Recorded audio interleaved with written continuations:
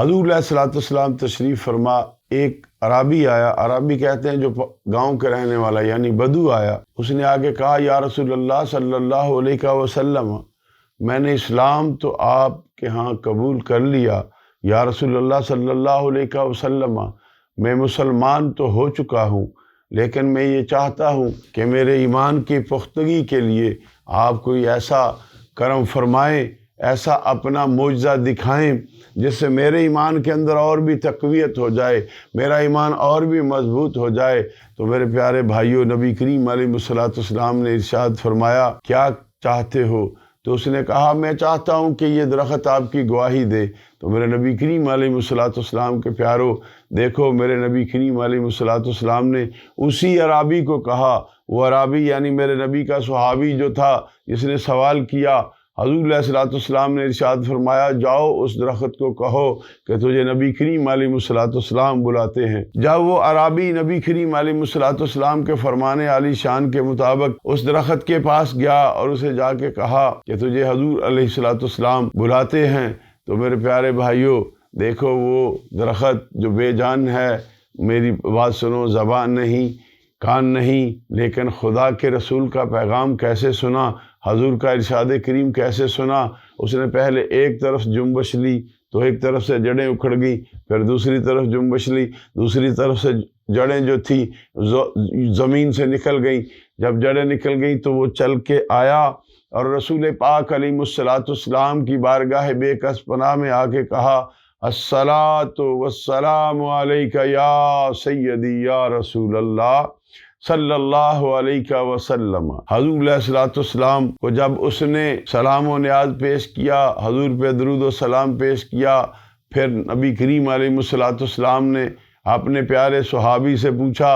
اب بتا اور کیا چاہتا ہے؟ تو اس نے کہا یا رسول اللہ صلی اللہ علیہ وسلم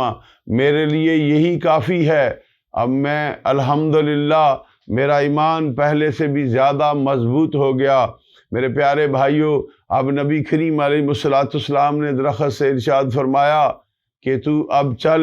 اور چلا جا اور اپنی جگہوں پہ جہاں سے تو آیا تھا وہیں ہی بیٹھ جا کے اپنی جگہ پہ، یعنی جہاں سے آیا تھا وہاں جا کے کھڑا ہو جا اپنی جگہ کو۔ پھر اب دیکھو میرے نبی کریم علیہ الصلوۃ والسلام کے پیارو، وہ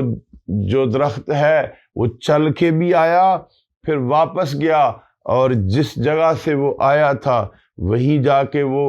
پھر اس کی جڑیں زمین کے اندر اسی طریقے سے لگ گئی جیسے پہلے تھی۔ میرے نبی کے پیارو، وہ جو درخت تھا وہی کھڑا ہو گیا۔ میرے نبی کریم علیہ الصلوۃ والسلام کے پیارے صحابی جب وہ ساری چیزیں دیکھ رہے تھے، جس عرابی نے سوال کیا تھا، گاؤں کے رہنے والے نے سوال کیا تھا، جب اس نے سارا یہ میرے نبی کریم علیہ الصلوۃ والسلام کا پیارا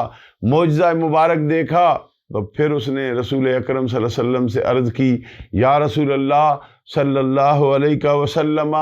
میں چاہتا ہوں کہ میں جناب رسالت مآب علیہ الصلوۃ والسلام کو سجدہ کروں۔ تو میرے پیارے بھائی، میرے نبی کریم علیہ الصلوۃ والسلام نے ارشاد فرمایا اے میرے پیارے دوست، اے میرے پیارے غلام، اللہ کے سوا کسی دوسرے کو سجدہ جائز نہیں۔ تو میرے نبی کریم علیہ الصلوۃ والسلام کے پیارو، وہ پھر جو عرابی تھا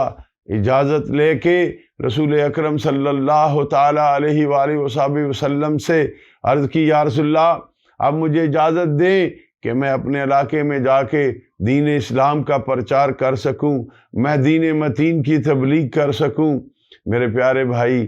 دیکھ تو صحیح، اس نے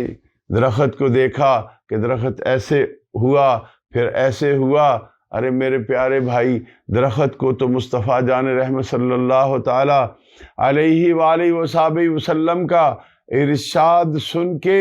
اس کا ایمان مضبوط ہو گیا اس عرابی کا، کہ جب درخت نے میرے نبی کا کہنا مانا۔ تو میرے پیارے بھائی، تیرے پاس تو اللہ کی پیاری کتاب مجید قرآن مجید ہے، جہاں میرے نبی کریم علیہ الصلوۃ والسلام پہ اللہ رب العزت نے